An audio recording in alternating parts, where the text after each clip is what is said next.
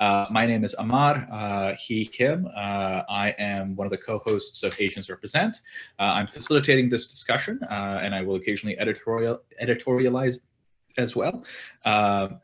And I am really excited to get into this today because it's not as terrible as last time. Oh.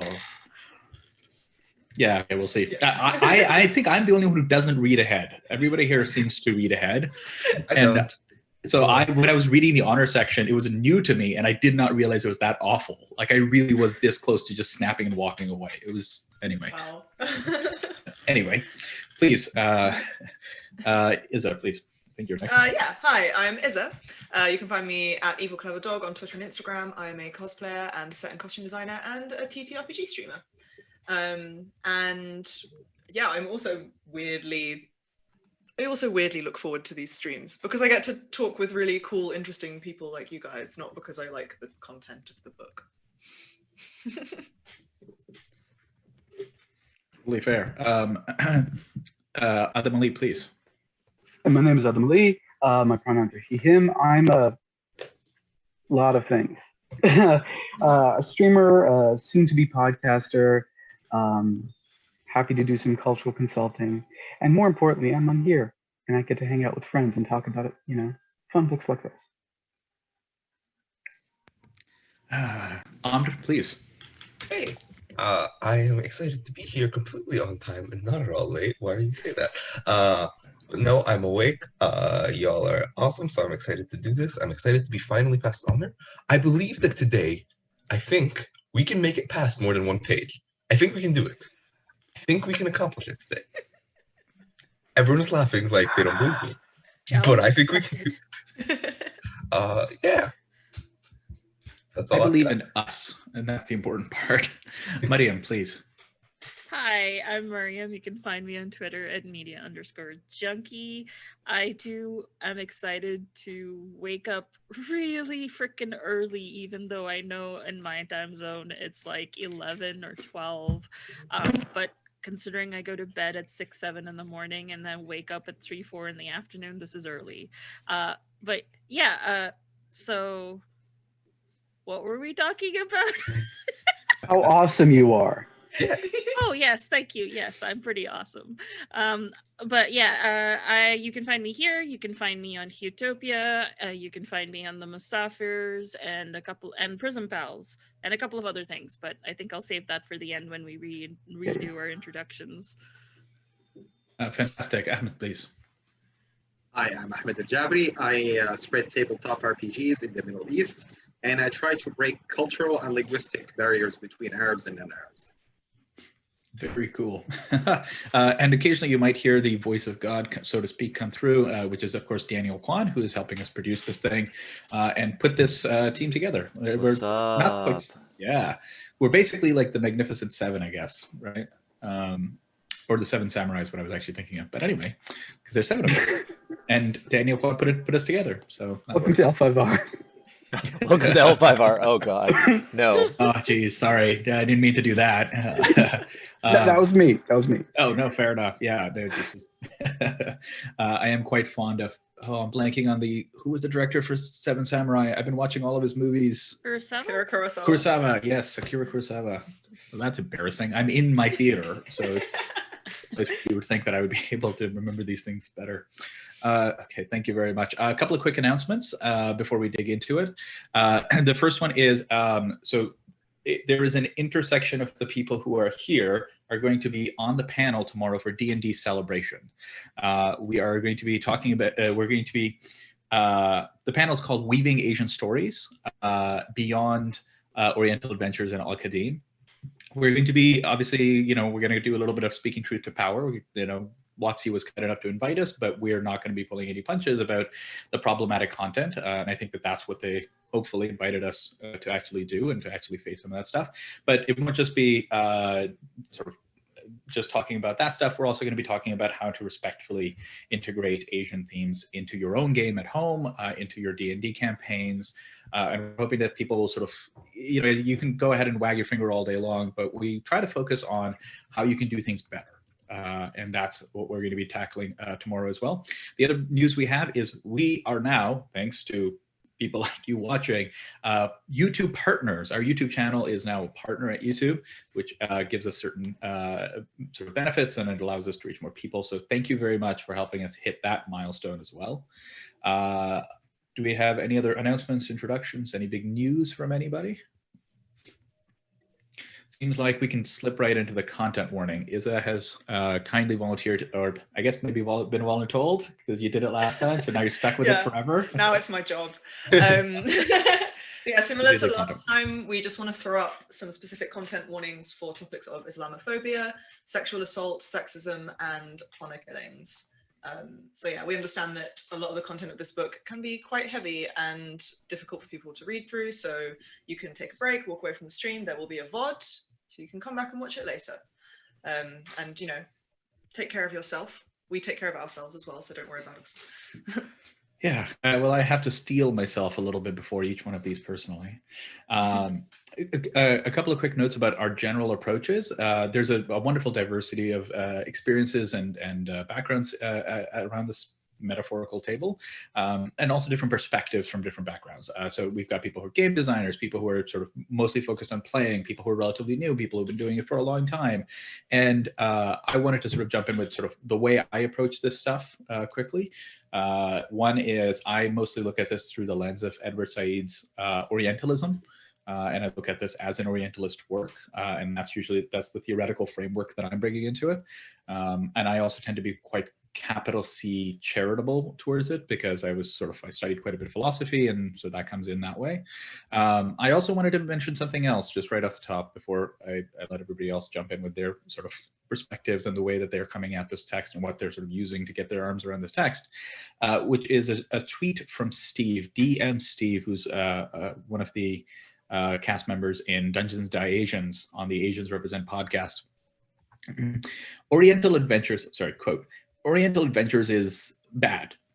It has a lot of problems and reinforces harmful stereotypes. But just because I can connect the text to real-world racism, it doesn't mean that if you enjoy these books, you are a racist.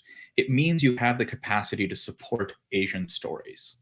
And that's something that I kind of want to underline here is I think I speak for most everybody here that we would love to see our cultures be interacted with and to be played, but respectfully, in a way that isn't horribly Orientalist or racist or sexist or simplified and so forth. But does anybody else want to jump in with their idea, their sort of general approach to the way we've been doing this work? If you want to go. Well, it's for me personally, I think a lot of you agree. It's not a matter of this is bad, throw it in the trash. We want to make sure that you understand why these are issues so that you don't fall into these traps and that you can improve into whatever you're doing in the future. Mm-hmm. Yeah. And I think also, like, it's very easy for people to look at people who are criticizing an element of D&D or tabletop gaming and say, well, if you hate it, why not just not engage with it? But the point is that we do like tabletop gaming. And that's why we're being so critical of it, because we want it to improve so that it better represents a wider diversity of people. I know for me personally, it took me a really long time to feel comfortable playing tabletop games and being in like the tabletop community, just because I happened to have like some bad experiences starting out that made me believe that it wasn't a space that was for me. And I know that's the same for a lot of other people of color, women, queer people. So what we're trying to do is, hopefully in our own little way, make the space more welcoming to different people by having different people's perspectives in there. And to just piggyback on that, for saying like, if you don't like it, why don't you go, or even like, why don't you make your own? Well, yeah, I kind of am with Sarzamine, which I can talk about when I do my sort of like plug at the end. But yeah, we're not just critiquing with no sort of connection to what we're doing in the space, like we're either playing or whatever, or we're creating, like myself and anyone else here. Yeah. Sorry. No, you go first. I'll wait. You go. Sorry. Oh, sorry. Misheard. So, like, yes, I was the person who last episode said, and I quote, the only thing I've ever wanted to honor kill is this text. And yes, that's dramatic, but it's, if I'm feeling this uncomfortable, right, then someone in my position will also feel this uncomfortable and has a lot less capability than me to come up here and talk about it and explain it in a way that most people will understand. My role here, why I'm here, is because I want to sit here and explain not only the traps, but how unintentional bias often finds its way into the writing of these pieces, even if you take the content out, and why it's important to have both cultural consultants and also, if you're publishing something this large, having people from said culture on your team. Plus, truth is, worlds like this are in a very, very, very small minority. From South Asia all the way to Saudi Arabia, they're a very small minority when it comes to worlds you can play in tabletop, which means I want there to be more. I just want them to be more constructive and not, hurtful. To kind of like wrap together what everyone is saying, I think for me, there's sort of three, like there's two core elements to the approach here, and it's one, it's be willing to call out things that are bad when they're bad, but as Ahmed pointed out, explain why, because it's very easy for us to see and call out something as bad, and sometimes that's all the energy you have or need, especially in like more common situations. You don't always have to educate people, but that's what this is meant to be. It's an educational resource for us to say, hey, this thing is bad because of X. So that way people listening don't just see and go, okay, I'm going to avoid this thing and then do an equal thing which is bad for the same reasons. The second is to provide alternatives. And that's to help people not only be able to identify similar situations with problems, but be able to apply solutions to similar situations and go, oh, here's how they solved it for X. Here's how I could approach it for Y. There's also the reason why Al-Qadim, to like piggyback off of points that a couple of people were saying, is that while yes, Al-Qadim is probably like this specific Al-Qadim book is probably very not likely to be read, it is still more likely to be read than any of us would probably like, considering all the uncritical issues with it. And so it's still worth addressing. But two, as we've pointed out in the other streams, there's issues that are not just isolated to this book. Issues that make their way into their book, either maliciously or unconsciously, reflect general cultural views, general academic views, general other media views. And so a lot of what we apply to Al-Qadim can apply to another property that was just mentioned, a lot of L5R's Middle East and Islamic content. If you all have ever made the mistake of pulling up those wiki articles, don't if you haven't. They're bad. And so like this isn't isolated to one property. This isn't isolated even to tabletop space. But it's also space that, as I said, we would all like to see ourselves in. And there's a lot of cool projects. I know Ahmed is working on a couple to make that more possible. And this is a great framework for that. All right, I'll get off my soapbox. Oh, that's wonderful. And I mean, that's something I want to underline here is that we've got game designers here who are offering free game feedback, basically, about how different elements of this could be done better. And that's something that's really interesting and something that I want to keep seeing as well, because, we're going to be engaging with this text from a variety of perspectives. That's really cool. Okay. Is everybody ready? Yeah. Have you heard one last thing, because Daniel pointed out in the chat. Daniel dropped a quote from 5e, which shows how Al-Qadim's legacy is still kind of there. Even if no one is likely to pick up this book directly because it's really old, it is still for sale on drive-thru. And they could also pull up wiki articles, which would have summarized versions of this information. It's still there.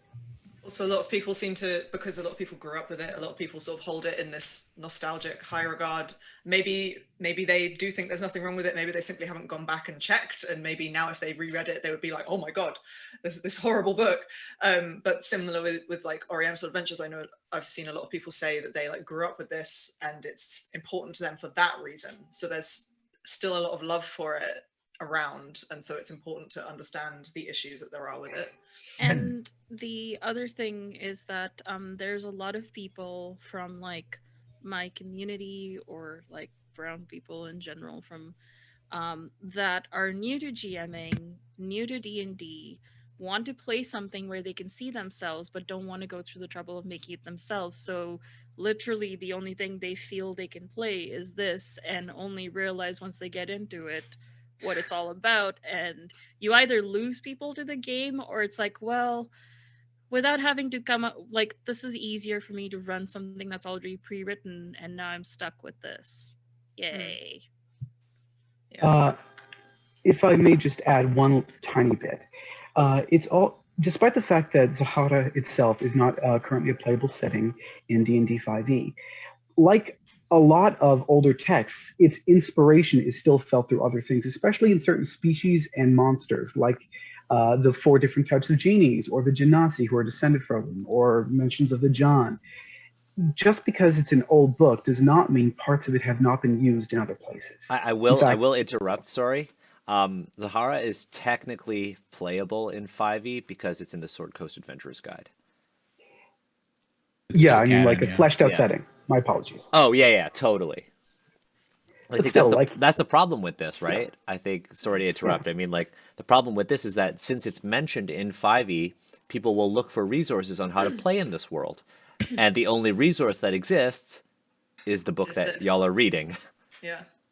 Yeah, like you can still pull the world setting, like the campaign setting, without necessarily getting into the mechanics of it. Actually, there's like 10 books at least. Yeah. Oh, yeah. Yeah, There's, I got them So all. I think that we've Share the underlined the PDFs, point please. that this is Yeah.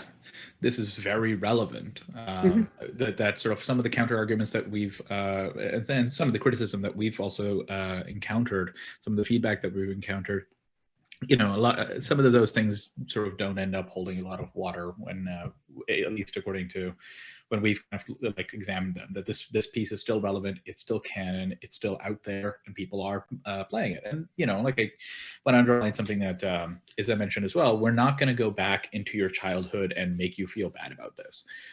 But for me, you know, as I've gotten older, I have many times gone back to a piece of work that I enjoyed or loved as a kid. You know, I'm thinking of The Mummy, for example, Brendan Fraser's movie. And Brendan Fraser is, as far as I can tell, the most charming man in history. I have such a huge man crush on Brendan Fraser. But that movie is not good. You know, when I was a kid, it was like, oh, wow, this is like some vague kind of representation of my culture. And I sort of love that movie. And he's so charming and stuff. But that movie does not age well at all. And I have to contend with that. And that's just kind of the part of the process. For me, anyway, has been of growing up and kind of looking at the works that I even enjoyed. I mean, I'm not being condescending here. Like, I'm trying not to be condescending here. But when you grow up, you won't enjoy it. I mean, stuff that I enjoyed 4 years ago. You know, when I was sort of an adult, I sort of still find problematic. But that's just kind of part of the process. Yeah, absolutely. I mean, I think a lot of people are currently doing that with a particular series of books about a young wizard. So it's always happening. Like. Well, we gross people, but I think before we get too far into that topic, we really should. We should really like read We the should book get we're into here to read. I think it's I sort mean, of I like would have bring it. us. Some Oh, part of me just wants a stream where we all just hang out for like 2 hours. Yeah. Just hang out. I feel like we need to schedule the stream like 30 minutes before. So we. Yeah. 20 minutes of pre-talk, and then we actually on the dot start Yep. switching to the book.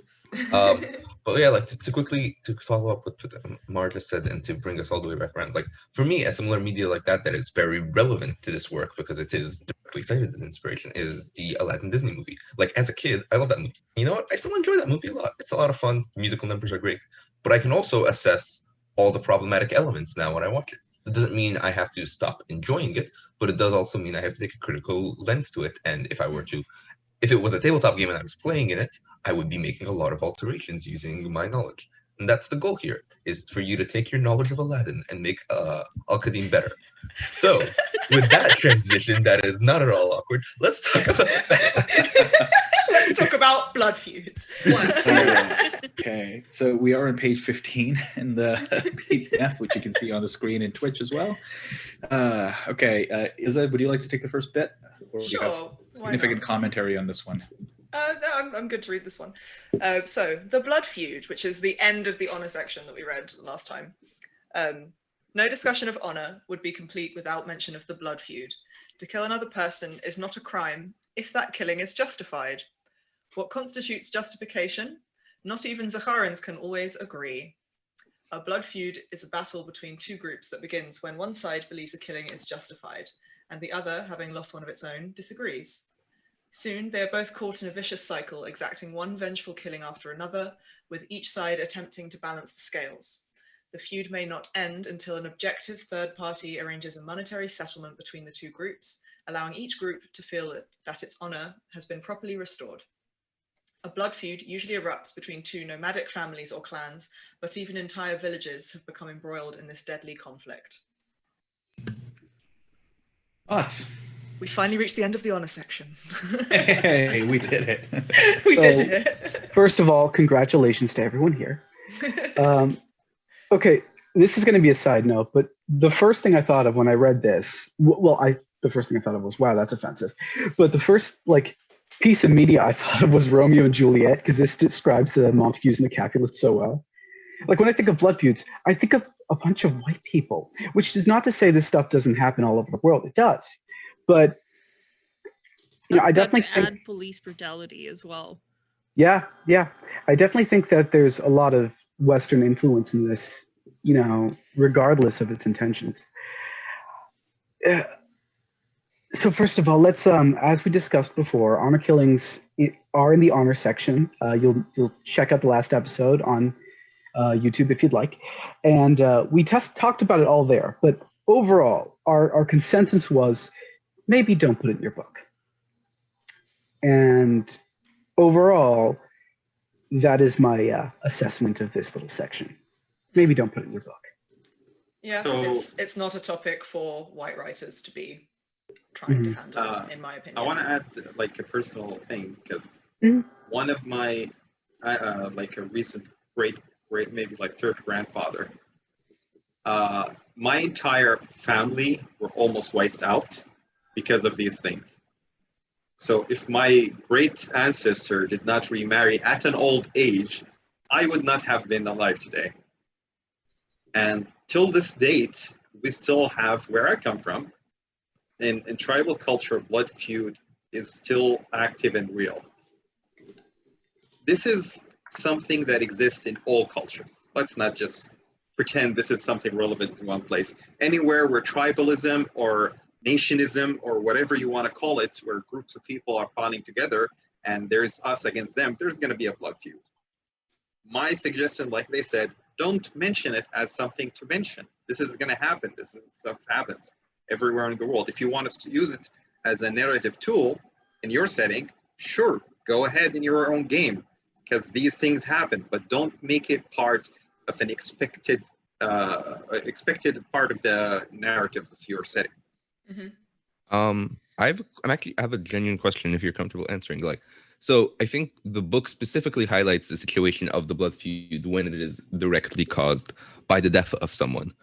And I think besides the element of it highlighting it in the context of only the Arabian setting, which is problematic in that, it mostly is more neutral. It's not as harmful descriptions as a lot of the other descriptions, but I'm wondering how you feel about it. Do you feel like this is a proper or accurate holistic description? Is there elements that are missing or that might be more important to include as someone who has more proximity to something like this? I think, like I said, just don't mention it. People know these things happen. It's not something that you need to put as a structural part of your setting. If you came up with the idea that something like this is happening in the world, you can put it in anywhere in the world. Viking clans did this as well. Scottish clans had these things. Blood feud happened everywhere.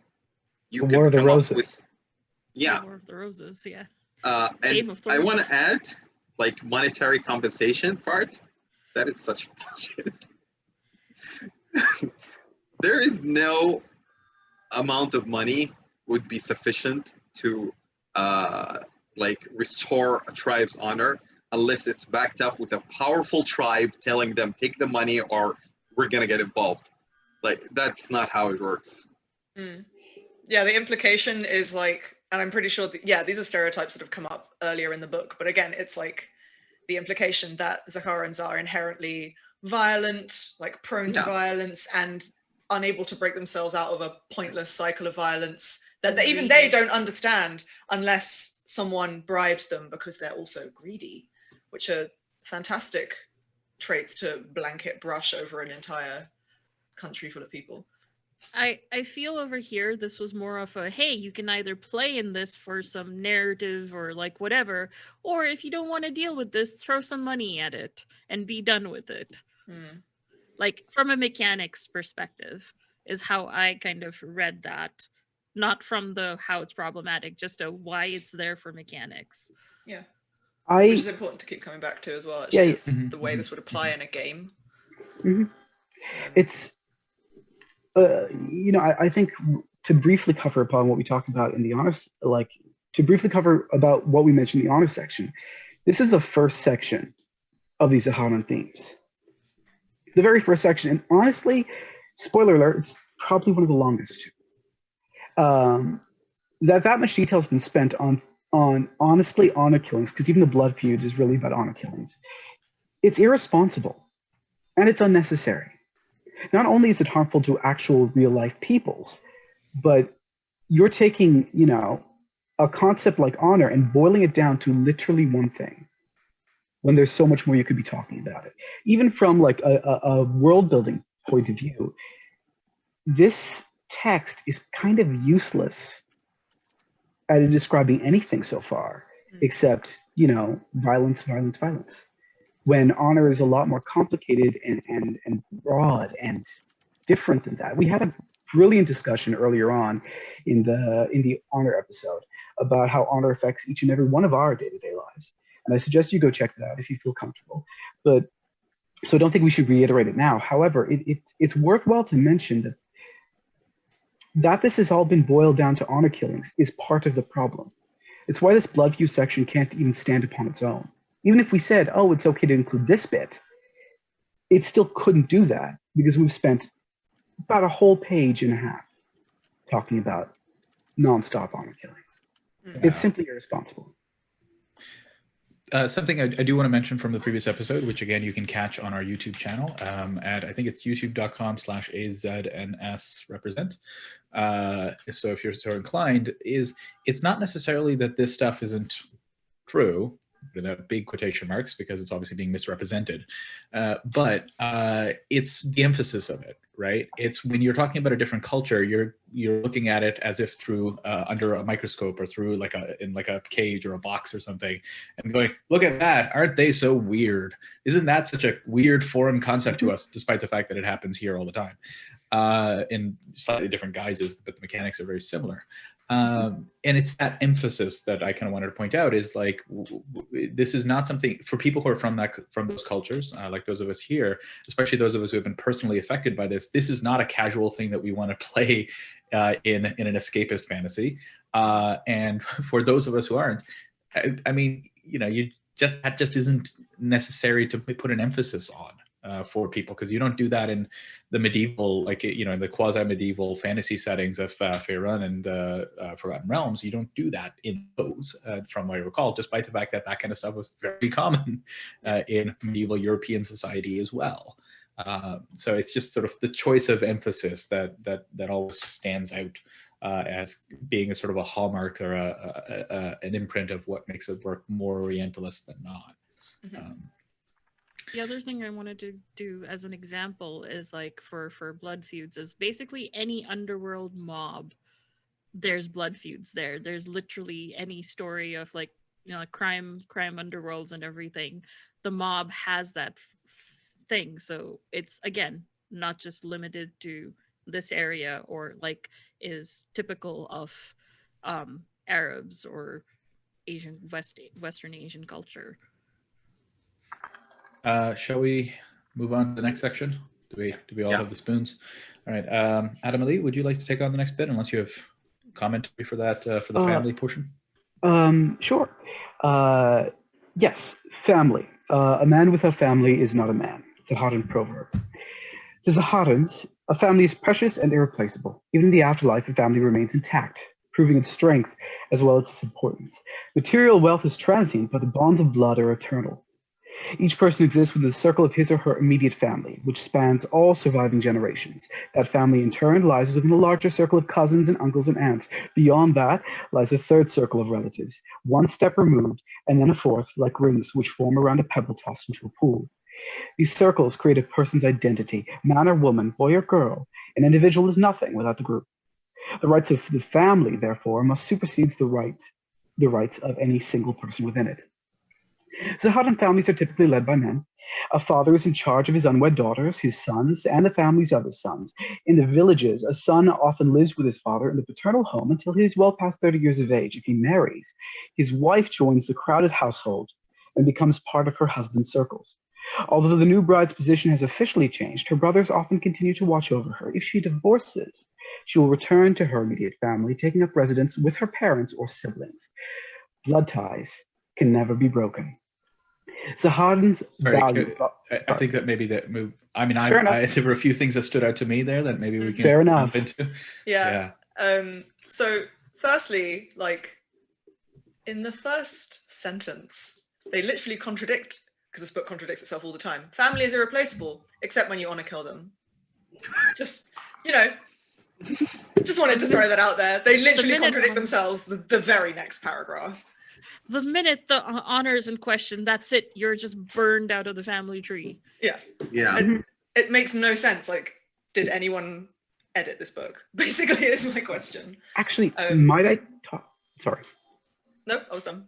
Oh, my apologies.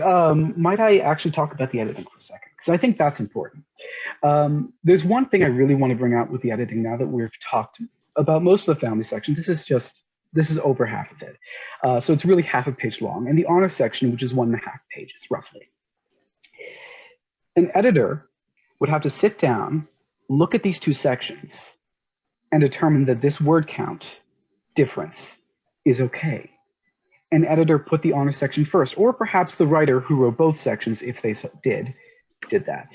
In other words, these choices are not by accident. The fact that the family section is so short, whereas the honor section is so remarkably large and full of detail, someone made that decision. Someone made that choice.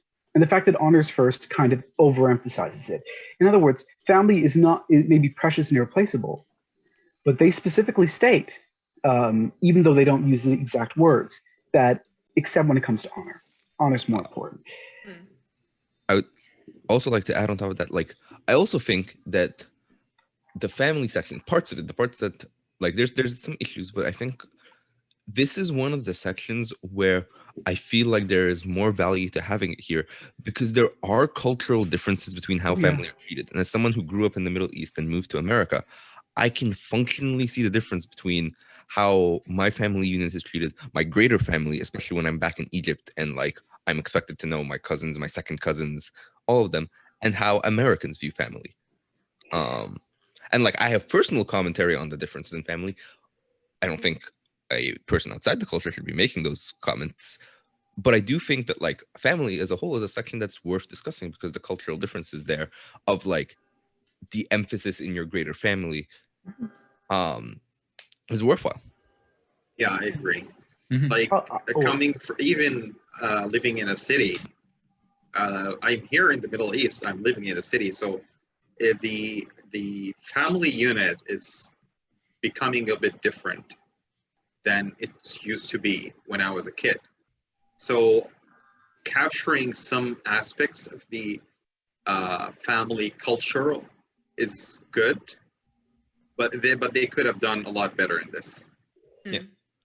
And again, like I pointed out last time, and Adam Ali has said this time, it is noticeable that this is the second section after the honor section, that this section is so much smaller, and that really, just like with the honor section, which could have focused on the positive aspects of the concept of honor, a lot of the family section also but focused on the negative aspect, sorry. Like a lot of the family section seems to focus on sort of like the rules and restrictions and guidelines, and not on sort of like the way you might celebrate your family and love your family. There always seems to be skewed through, it always seems to be skewed through a negative lens, through about like, these are the rules and restrictions and punishments, not this is how this culture celebrates this thing. And I just wanted to add something. I know to a certain extent it's a product of its time and not many people are aware about maybe making things gender neutral, but like everything is about man, woman, boy, girl, his, her, rather than using simple, like basically being like it doesn't even consider people who wouldn't be either. And that's just something I just wanted to point out, because we are talking about how, like, you know, making it more relevant moving forward. And I feel like that gender neutrality should be put in to be more inclusive that way. The other thing I wanted to point out, which is like the last sentence of, if she divorces, she will return to her immediate family. It's one of those things where it's actually a silver lining that they mention that if she divorces, she can go back to her family, because in my culture and a lot of South Asia, there's this idea, this concept of women are pariah dhan, which means like someone else's wealth. So when you marry, your family is no longer your own, and your in-laws are now your new family. And you're always raised knowing that you are someone else's treasure, which is bullshit, because it's basically like, no, just because I get married doesn't mean I can't visit my family anymore. And it's just nice that that line is there. Like, that's one silver lining in this entire thing I've seen so far. I was honestly surprised to see that divorce was even mentioned in that way, considering the rest of the content of the book, and considering that the rest of this section very much paints a picture of, in this society, women are the property of their father until they become the property of their husband. So I was genuinely surprised, tiny silver lining, that divorce is considering like how much of those rights, like divorce was one of the big ones, but there's a bunch of like other small rights that like the early advent of Islam pushed for women. It's nice to see some of that influences seep in, even if, you know, in other places it's a mess.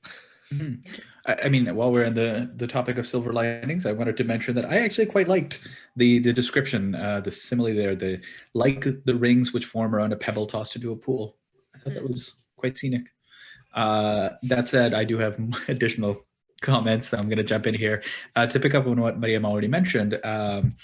It's not just that, it's great that, it would be better if they didn't just say man or woman.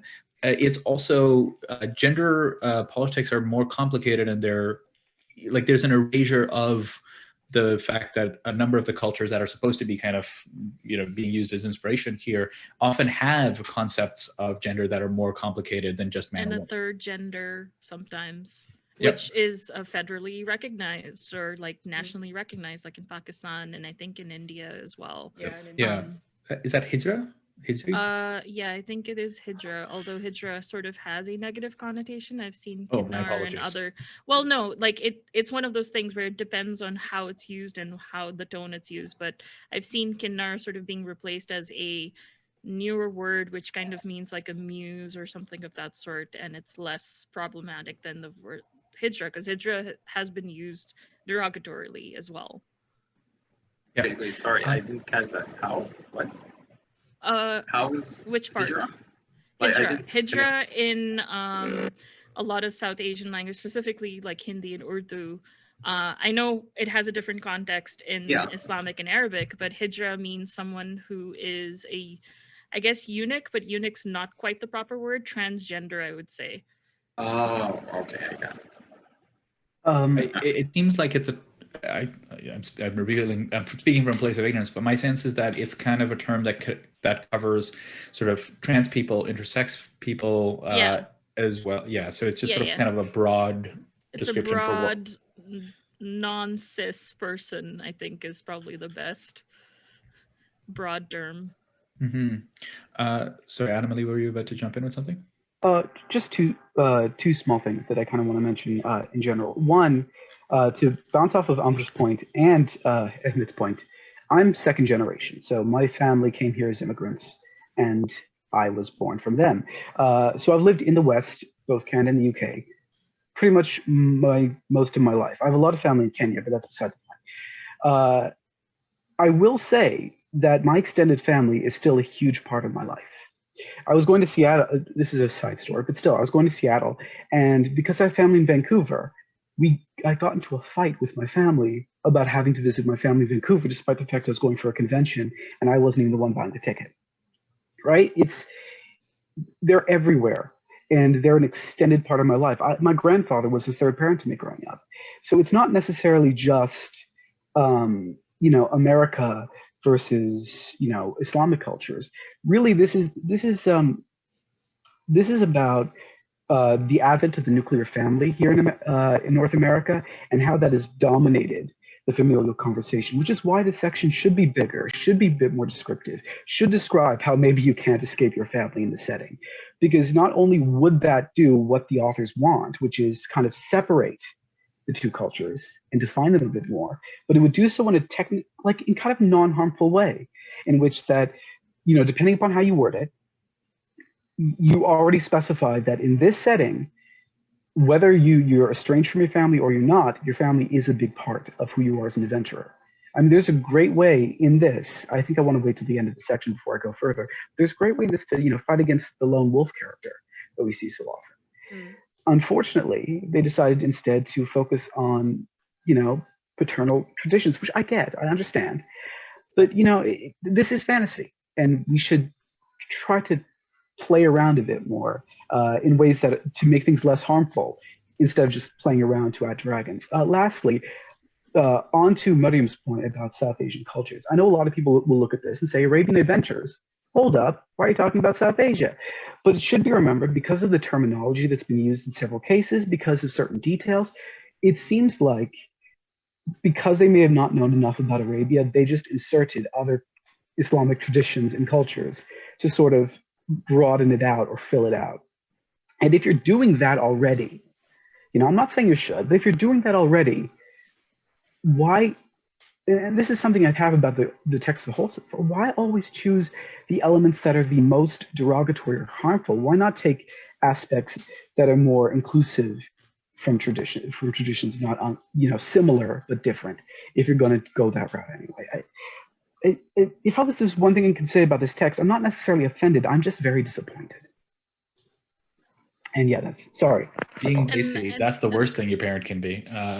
And there's one, just from what Adamali was saying, that there's this Bengali phrase where basically, anytime you want to talk about family and how you can't escape it, you go with this phrase called Chadda Gushti, which means your 14 families or 14 clans or whatever. So it just is oh yeah, me and my 14 clans, sort of a joke about how it's yeah, I have some long distant uncle, cousin or something everywhere I go, and I'm supposed to go say hello to them even though I have never met them ever.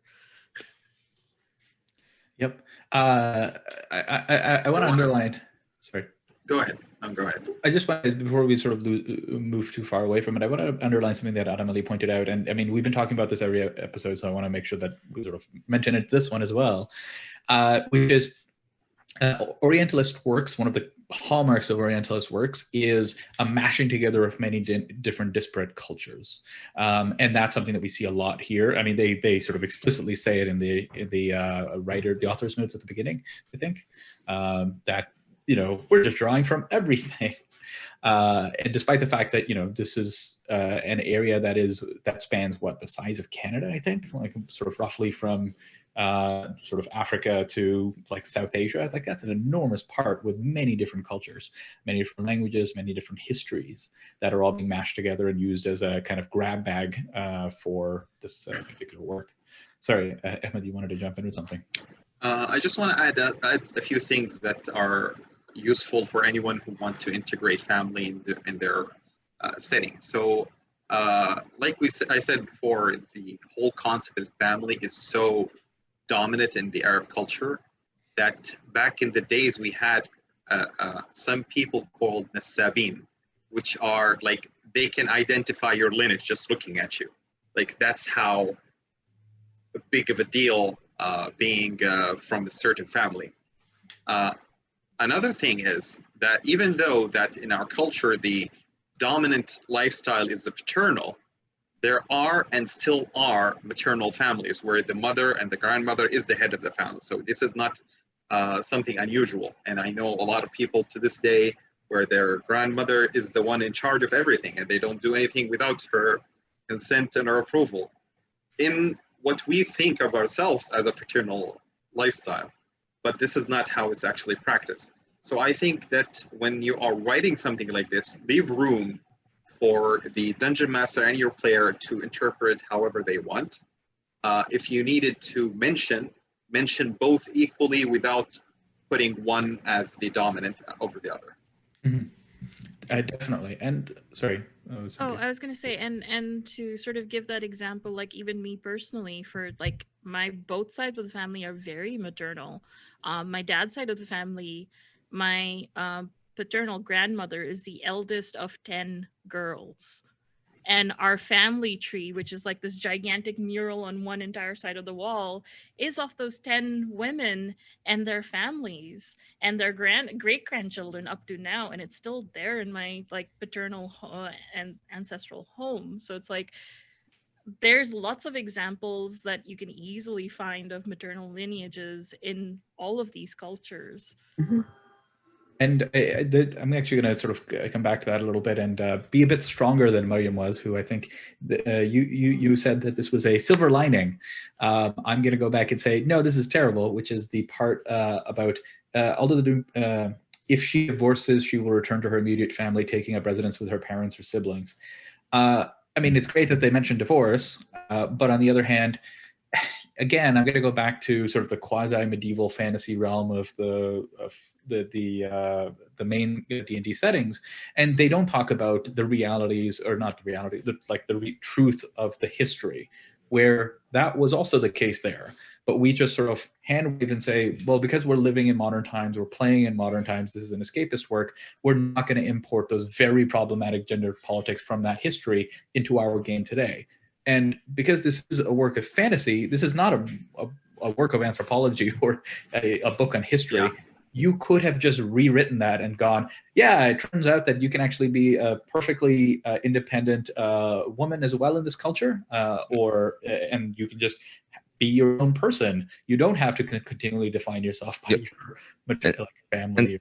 And again, it's not even just like, if this was an anthropological textbook, there would be a lot more positives. Like a lot of positive elements were also erased. Like, I'm not going to claim it's perfect, like, or historically was perfect. Like, if we're trying to create a fantasy world with gender equality, it wouldn't be a one-to-one anthropological textbook. But there's a lot of elements that are being erased from the history by creating this setting. Like, we've talked about a lot before. We've talked about, like, women figures in Islam and Arabian history that we've all had different stories of. And like stuff like the first university was founded by a woman who was independent, to things like that. Mm-hmm. Mm-hmm. Oh, can I share a story about that? Yeah. Here in Jeddah, there is a family called Beit Nasif. So they are like one of the biggest families here in Jeddah. This man met a woman from India. She came for Hajj and he fell in love with her and married her. And she was an educated woman, and she wanted to raise her daughters to be an educated person, which was at the time back like 60 years ago, 70 years ago. Like most people know, the women, they shouldn't be learning. This is why do they need to go to school? This is something for men. Even men didn't want to go to school. But she fought for this, and she was fought against by the locals, but she played it so well that at the end she got a royal decree, and she built the first school for women, and it became something like even more a better school than the boys had at the time. And this is because a woman believed in the importance of education and fought for it against the cultural norm at the time. Mm-hmm. Yeah, definitely. Shall we press on? There's one last thing I want to point out that's very minor. That's not like a bad thing. It is just a confusion thing. And there lies the fourth ring, like the rings which form around a pebble tossed into a pool. Why would you choose a metaphor of specifically like shifting and then disappearing rings for something that is supposed to be stable. Okay, moving on. That's all I have to say. Just as a writer, that really confused me. Because You're they right. I kill thought it all was of them, poetic. obviously. It feels like poetry for poetry's sake because this is the Arabian book without actually examining Flowery. what the metaphor is saying. It's saying that the rings disappear after, like, you look away, you know? I Now mean, that that you bring kind that of would work though, because it's like families ever shifting as time passes. But yeah, I get what you're talking about. Yeah, but that's not the image they're painting. They're painting a very static family, Ah. right? Like, they're saying family, these rings are set. You have family in different barriers, and that is the blood bond that will never break. It is there forever. I mean, Like you could this use ripple in the Jupiter or water that Saturn. Probably So- like putting pebbles on top of each other into like a pyramid or a mountain. That would be a better metaphor. Or Jupiter Or the Saturn. layers of an onion. Yeah, layers in the onion. Anyway, let's move on. Let's press on. Ammar, would you like to take the next bit, starting Sure. at Zaharan's value large families? Yep. Zaharans value large families, and they welcome the birth of each child. Eventually, of course, a paternal home can hold no more people. When space becomes scarce and family can afford to build a new dwelling, a son will leave his paternal home and start anew. Rarely will he leave his ancestral village or city, however. In the desert, tents replace houses, but the customs are similar. A nomadic patriarch typically has the largest tent amongst members of his immediate circle. He resides with his wife, or on occasion his wives, and his unmarried children. His married sons live in smaller tents, which are nearly always pitched nearby. Because blood ties are so important, loyalty to one's family is tantamount to Zaharan law. First and foremost, a man's loyalty is to his immediate family. As noted before, his actions, for better or worse, will help define the honor of that family. A woman follows the same code. Loyalty next goes to the larger circle. If, for example, a man is wronged and asks for help, his cousins are honor-bound to assist him, provided their actions will in no way dishonor their immediate family. Honor and kinship are two golden threads in the fabric of Zaharan life. Without either, the fabric unravels. Before anyone else comments, I just wanted to really quick comment on how I felt like I was reading, like, to a certain degree, a high school English essay level of fill the word count with repeated sentences. That's what I used to do. Because, like, I found myself stumbling over sentences like, I read this 4 times. My eyes didn't dart back up, did they? Okay, first of all, we don't have to. Why you're already referencing honor again? We just passed it. Move on. But like the 2 golden threads thing, it sounds like there's only the 2 threads. And then Also, there's a couple the of entire thing paragraphs will after. unravel. It's so precarious. Yeah, because everyone's always murdering their fucking families, as we just Right. found out. I mean, Like, okay. sorry so to first keep of all, bringing it up, but this entire section, section brings it up itself. completely, it completely contradicts the previous section. And yeah, sorry. because I felt honor the need is to point it out. so, like, you know what? I was like, Daniel earlier mentioned to us, like way back when, that this is the worst honor section he's ever read, and I was like, you know what? I do think it's terrible. Like, it's awful. It is terrible, terrible, terrible. But I don't know. I wouldn't go ahead and say it's the worst just yet. No, it's the worst. He's right. Daniel, you're right. And I hate you for that, but I also love you for that. It's just because it's infesting everything else and it's ruining everything else. It's hard to look at this alone without getting caught up in the honor section. Also, well, they've given it prominence of place. Like they want it to affect the way you read the rest of the book by the way they've placed it. Here's the deal. Honor is a major plot line for the setting. And I think using it was a good idea, but the way they ended up using it was like using nuclear energy to bomb countries. Like, you could have done so well with it, and it just went so bad. I mean, okay, so let's just be honest. That is, the honor section is not really an honor section. It is an honor killing section. Mm-hmm. Yeah. And that is the problem with having this recurring theme over and over again, because it reinforces that negative stereotype. Because Ahmed is right. You know, honor, as we've mentioned before, is a huge part of all of our lives. Honor killings, not necessarily, and maybe we don't want that in a game. Yeah, this is like the extreme thing about it. Yeah. Like, okay, so they mentioned about cousins honor bound. This is something that we take very seriously. The family is like everything we do in every day of our lives is honor bound. Mhm. You are literally weighing things, which is the most honorable thing to do, more than you thinking about right or wrong. This is the reality of our life. But there was so much negativity linked to the honor instead of just keeping it general, keep it neutral. No, it was focused, okay, honor is good, but these are all the bad things that's going to happen when you break it. And these are all the things that break the honor. No, just keep it general, just keep it neutral, and let the DM and let the player revel in the concept without having any burden of the negativity. Yeah, I find this book to be incredibly prescriptive and rigid, and that kind of leads into something else I wanted to bring up, which is that, like I mentioned in the last stream, that a lot of what's written in this book doesn't come off to me as a fantasy world, but rather as some kind of like racist textbook. And I'm really feeling that again with this section on family, because they're painting a picture of this incredibly rigid, strict society where no one leaves their family home or their hometown, which when we come back to the idea that this is a book that's supposed to facilitate gameplay, means that any adventurer you make is sort of inherently breaking all the rules of the setting the book is laying out, which, as the book itself has established, would be met with this incredibly negative reaction from their own society and their own family. And I don't read this and think of any interesting ideas for adventurers or PCs that would work in this setting. I just keep reading it and thinking about how I'd have to break every rule of this society to make even a standard tabletop game PC, and that isn't enjoyable. And in particular, I don't see how playing a female Zaharan PC is possible at all, unless your storyline is, I went away to be an adventurer and now my family are coming after me to kill me, which seems to be like the only way that would happen. Playing and to a me, this Mulan-like character, like I'm talking the Disney cartoon Mulan-like character. Yeah.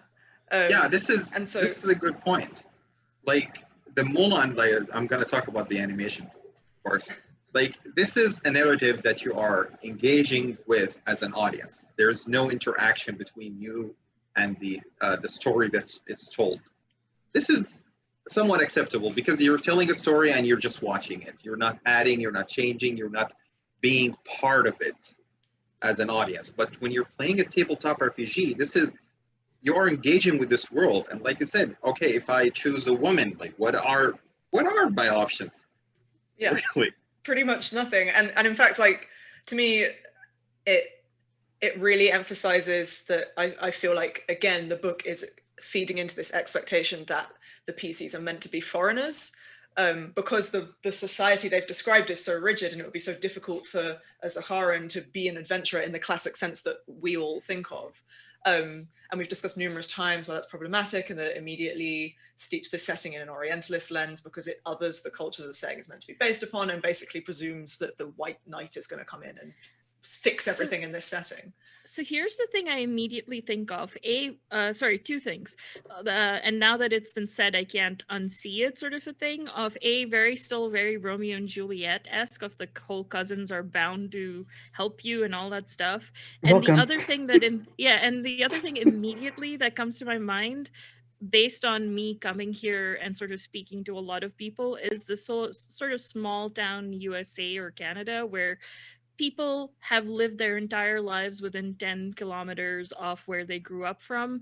They've never left town. Their entire family, friends, and entire social structure set there.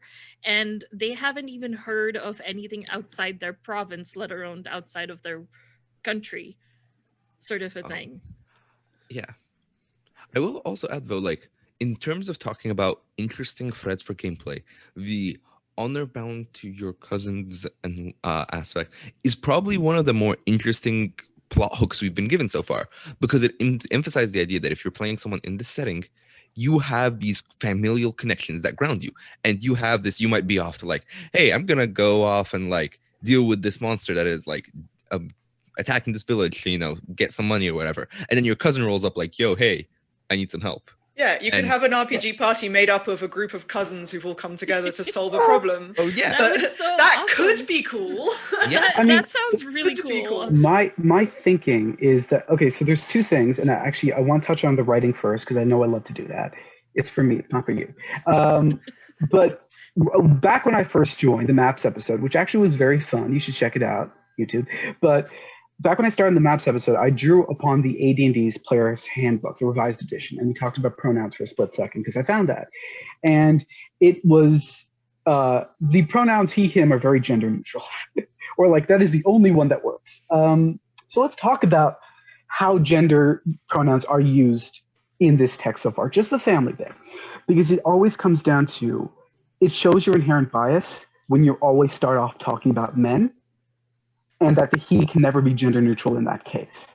It also means that you must eventually talk about women. And your usual response is, as this book does, to say, and women do that too. This could be solved easily, and you lessen your word count, thus your page count, this, the cost of printing this thing, by simply using gender neutral pronouns, which existed since the dawn of English, because this book is written in English and written in the West.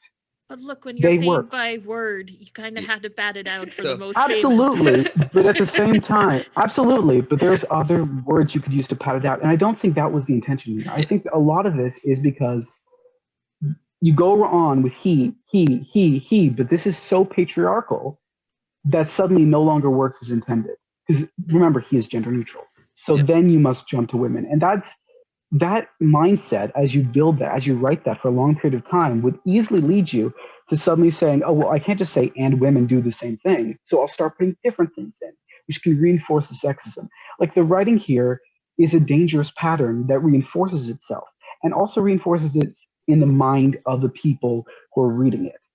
That's what I want to say in the writing. On the playable, like, I know that everyone loves tables, so why didn't they have a table where you roll the die, and if you got like a certain number, suddenly there's family in your area?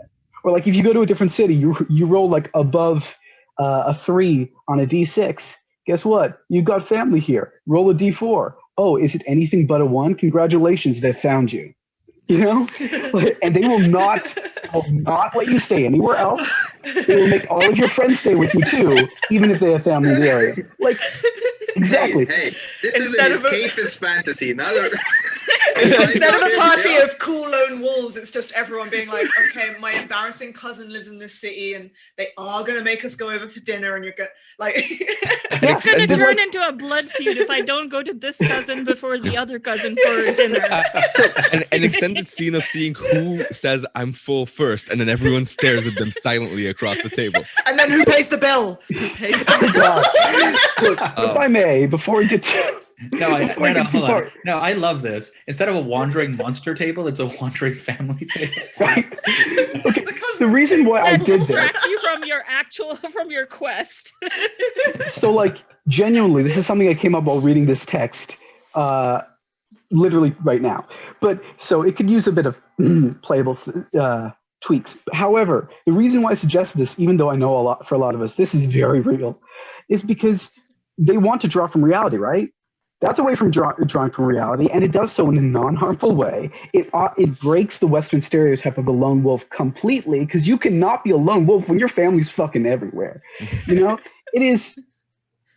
I realize that it could use some tweaks, and that there should be options to be estranged from your family. So if you don't want to play the family aspect, you can get there. But like that would be a cool thing to immediately get you into a different mindset. And it's because I am sitting here as someone who cannot escape his family that I'm able to come up with something like that. Because of that story from Seattle and everywhere else I go to. Let's be honest. I've got family in Kenya, Saudi Arabia. It's a lot. I'm sorry, I couldn't get rid of this lich because my sister invited me to dinner and then my cousin invited me to dinner. And if I don't figure out how to eat for 2 different meals, I'm going to be in trouble with both of them. Also, Lich invited me to dinner, and I think he's a cousin too, so I can't do that. An old cousin who died like many years ago. Still a cousin. In fact, he's a brother, not a cousin. Yeah. But like, that's why. Pardon me. I just kind of want to finish the thought. That's why it's important not only to consider sensitivity consultants and cultural consultants, but it's why it's important for a book like this if you have a great idea, try and get someone from that culture or diasporic from that culture to join you in creating it from the top down, you know? Find someone to help lead the project with you if you really want to be involved. Because listen, if you're white, maybe you don't come up with that idea, but you can still use it now, right? And anyone who's watching this and anyone who's in this stream can absolutely use that. Feel free, right? But like, that's what we're talking about when we're saying it's more than just you're being insensitive. It's that you're limiting yourself. Yeah. And that is why, literally, you know, I am disappointed by this text so far. And that's the end of that. Oh, sorry. Ammar, would you like to just jump in, and then do we want to take a break after that, or are we going to keep powering through? I'm good. I'm good for now. Either way. I'm okay for now, but Miriam, Emmett? Yeah, I'm good. Did you just call me by my full name? Oh, that's right.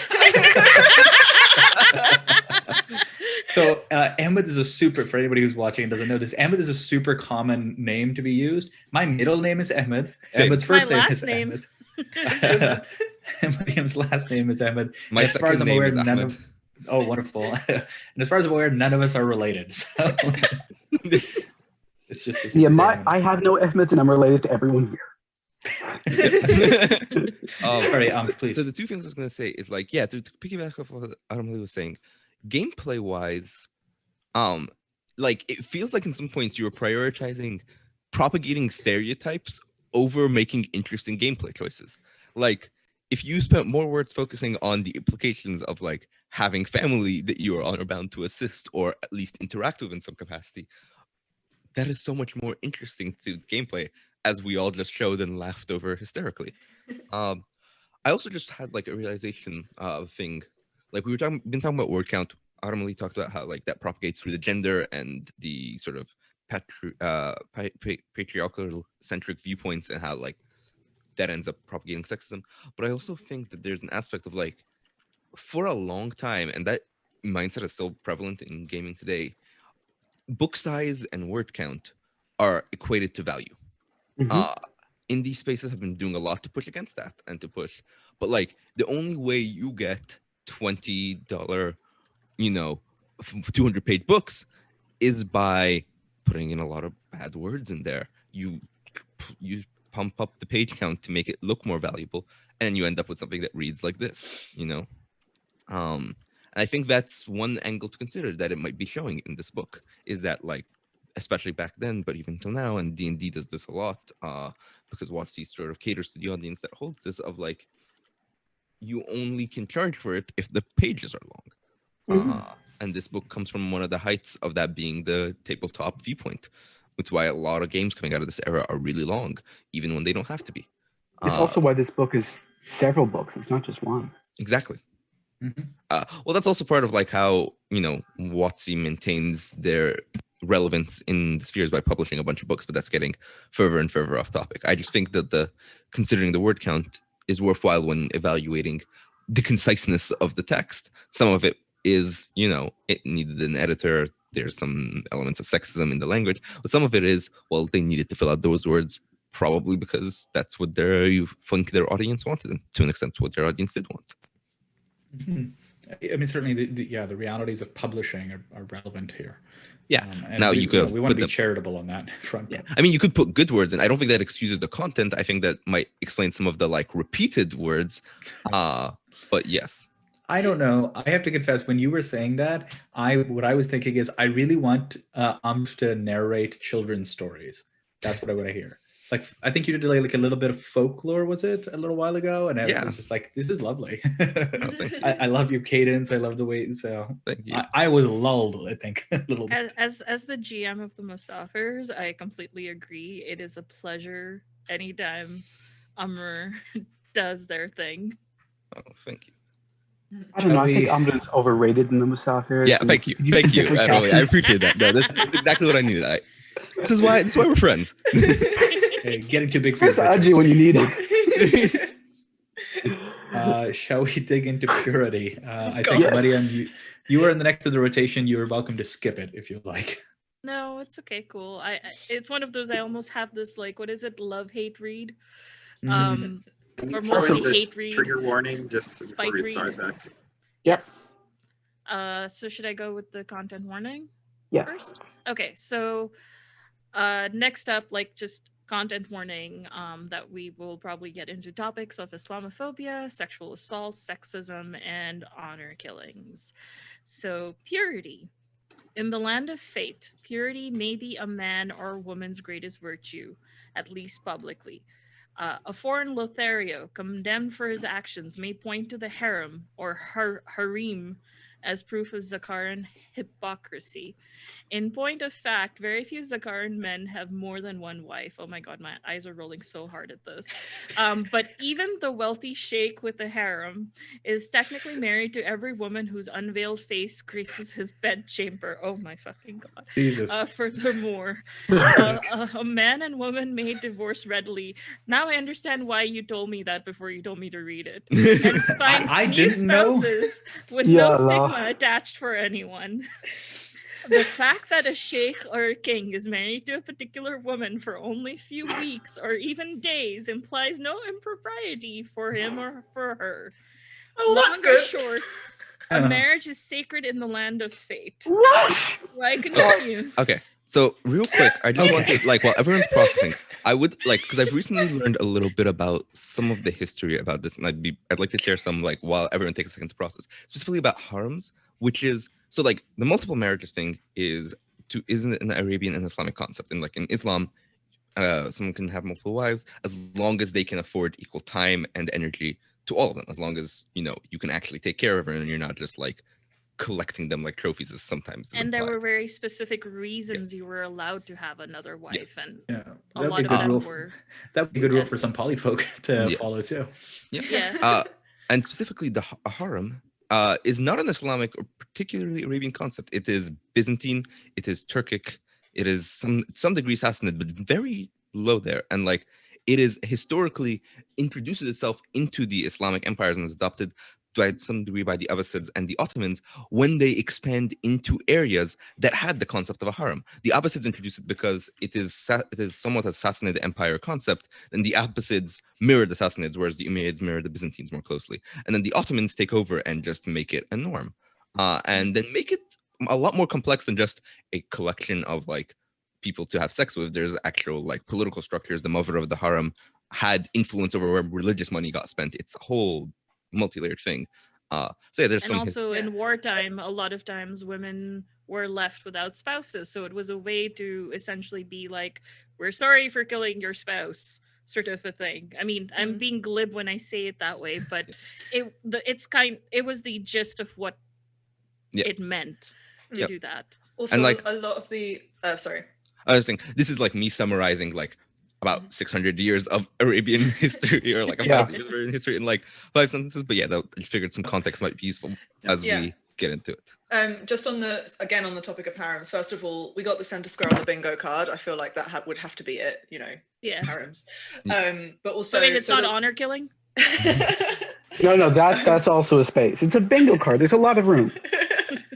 The whole thing, like as you say, like with the history of harems and where they actually came from and everything. Also, a lot of the way harems are viewed in the West and by like white Western audiences was through Orientalist paintings, and a lot of the way that was skewed was basically these paintings were literally made to be like produced for a Western audience so that they could look at them and be like, oh, the exotic East, this is what I could have if I went there, kind of thing. And it was very much this sort of like The flesh pot East. yes, exactly. So I'm not surprised to see it in this book in this form at all, because I'm imagining that's literally like the only impression they had of it, and they didn't know that whole history behind it either. Mhm. And I mean, I want to underline what Isa just mentioned there, that writing, it's one of those things where if you're writing for a essentially sort of a cisgender male audience, the notion of, oh, there's many women I can have sex with, it's deeply problematic, and that's the kind of stigma that the poly community today experiences as well, where that's not necessarily what's happening here. Like, this is a full-on marriage, this is another person that you're supposed to be with. But no, when it's being sold as kind of this fantasy of the sensual, decadent flesh pot East, it's being sold as this kind of, I guess for lack of a better term, power fantasy about in this kind of escapist context. And that's kind of problematic, I think. But It's super Yeah. gross. So- Let's not mince words here. Like, And Yeah. the other thing is that foreign Lothario, that itself kind of like makes me chuckle so much because Lothario is an otherized word. It's meant to mean like someone who, like, Lothario is used to on essentially othered cultures of, like, you know, that whole sex crazy manly man who's after our white women sort of a thing. So it just really makes me chuckle in like certain ways when it says a foreign Lothario, because it's almost like redundant. It's like saying a chai It's the tea. way to yeah. Okay, Also, so a wink, wink, Can nudge, I- nudge, right? It's, oh, you could be this, right? Yeah. It's like you, Yeah. player from whatever Exactly, Forgotten Realms of that's- Faerun, you could be this. It's Yeah, like, they are literally, they want the players to be foreigners in this. They don't want the players to be Zaharans. Yeah, and I just, it- as a general gaming note, oh, sorry, I'm just, no, it's okay. as a general gaming note, that like sex and sexuality is a really complex topic to try to tackle at a table. I've had it go okay once. In almost every other case, it's gone badly. So I would actually just not even put that into the game, because that is a, insofar as every line in this game is potentially a seed, a plot seed, or a character seed, or things like that. That is not what I would even put into the game to even just kind of indicate that, because that would be very uncomfortable at the table. I want to add just a few things. Like, first of all, polyamory in itself is not bad. Let's just agree on that. There are a lot of people who practice in a very healthy manner, so in itself is not bad. The problem here is the way it was presented in a really, really, really bad way. The whole harem thing is just no longer a usable word from how it became represented in many media. Secondly, because I've read through the whole book mostly, the harem, honestly, like there is the male and female relationship in this book has been presented so many times in that a man has multiple wives and as well has concubines, and the Grand Caliph has 100 wife and concubine, 100. Like, okay, you married like 10, 15, 20, and then you still have like another 60 concubines. Like, what is this you're trying to portray here? This is honestly the most sickening thing I have seen, second to the honor killing for the sister, is how they represented the marital relationship. Marital relationship should be respected, or at least just don't bring it up in this setting. Don't discuss these details. Like, if somebody has a sick mind and wants to play it, let them play it at home. Nobody knows about them. But come on, this is not something you publish. This is not an idea that you publicize. If I may, go ahead. So for me, the word, I imagine harem came from an anglicized version of harem. To me, a harem was always the inner sanctum of your home. If you were invited to someone else's harem, that meant you were family. You were honored enough to essentially be like, you are not a stranger to us, because all the veiling, unveiling, all that is that essentially once you decide to take the veil, you only show yourself or your hair, or you show yourself to family, which meant that if you're invited into someone's harem, you were family. And that to me is how I feel a harem should be, like, yeah, and that's what it is. And instead it's turned into a brothel, essentially, with or without payment, it's a brothel. Oh, and they can marry for a few weeks or days? Oh, it's fine. Just a temporary wedding, and we'll get divorced. But the bonds of family are sacred. Yes. Oh, yeah. So, I mean, it's based on the whole sort of temporary marriage concept that does exist, but at the same time, why would you put this in as a game mechanic? Yeah. Everything that's in here is something that is completely, honestly, like all the completely worst superfluous to an things. RPG setting, Yes. and again, as we've said like many times, reinforces the idea that women are property, that they're encouraging, you know, white players to make foreign PCs who get to come in and like enjoy the splendors of the exotic East. It's all like, it's disgusting. It doesn't need to be here. Like, we don't need to mention harems in an RPG book. So, Adam I wanted to say something. Sorry. I think Adam Ali's been trying to get in a word edgewise for a little bit. Yeah. Would you mind? It's okay. I'm gonna go ahead. No, you go first. It's fine. I've got a couple points. So one thing I kind of want to talk about first, what Iz has been talking about, because when we think of a harem from a Western standpoint, keep in mind this was printed in the 90s. The image we take is the exotic image, and it's not an image of, you know, one man and several women all dressed very modestly. It is of a man surrounded by, let's be honest, belly dancers. And so far in their description, they haven't really touched on they haven't touched enough on what people dress like to counter that, which means that you're not really fighting against the stereotype. You're just presenting it as is. The other thing is, look, the marriage is sacred thing. I've got very iffy feelings about that because marriage is fundamentally a contract in Islam. I guess it depends upon sect. I'm not going to speak for all Muslims here, but for me, marriage is very much a secular tradition, and it's an important one. Don't get me wrong, but still, it's the idea that it's specially sacred here when a lot of Western society and a lot of Christian-based societies, which D&D draws from heavily, marriage is very sacred, and you know it grinds my gears the wrong way. But what I really kind of want to talk about, and I want to spend a really important moment on, is the word purity. Because why is it here? I don't care what's in it, because already I've been turned off by the word. And even if I hadn't been, it suggests something about your setting that you probably don't want. Because purity is an index by which you are measured, even though it does not specifically give mechanics for that here, it also means that limits your storytelling potential. It's also extremely offensive. It's not okay, especially considering purity has been used as an excuse to wipe out many cultures of color, including cultures being taken from here. It's like there's so many poor choices made here, especially like we're talking about marriage. Why is that not in the family section? But on the topic of marriage, lastly, this is my last point, I apologize.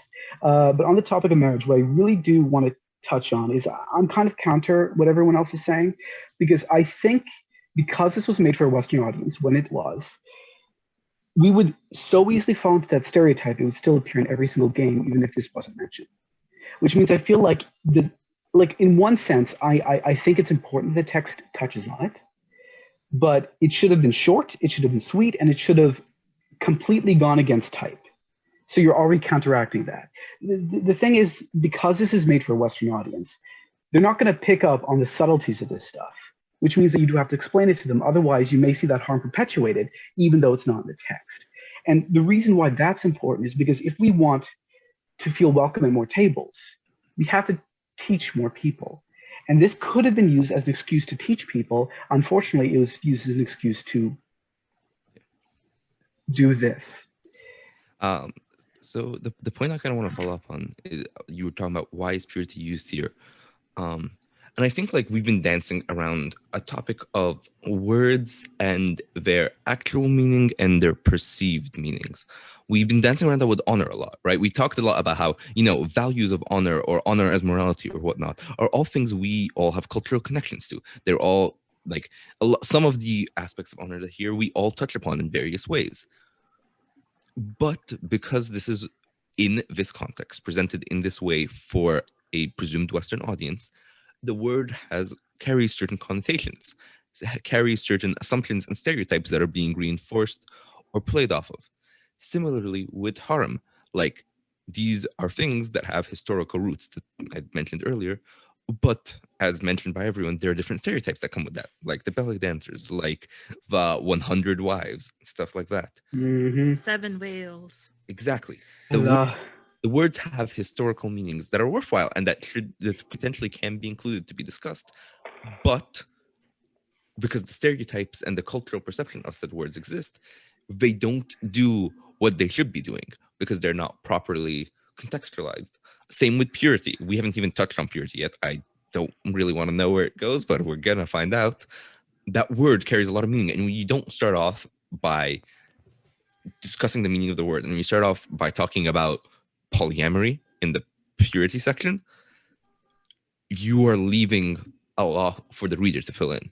The other quick thing I want to touch on before we get back to this, because Ammar brought it up earlier about like sex and intimacy in games and it not potentially going well. As someone who plays games that explore the topics of sex and intimacy and sometimes designs them, they have a place in game.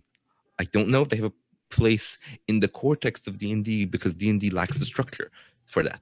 You need to provide a lot of structure. You need to provide a lot of general contextualization about how to approach it consensually, how to make sure everyone on the table is comfortable, how to stop it if people are not comfortable with it.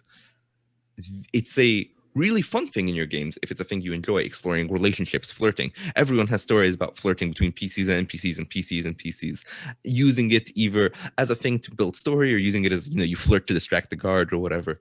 It's a common part of games, but D&D lacks the structure.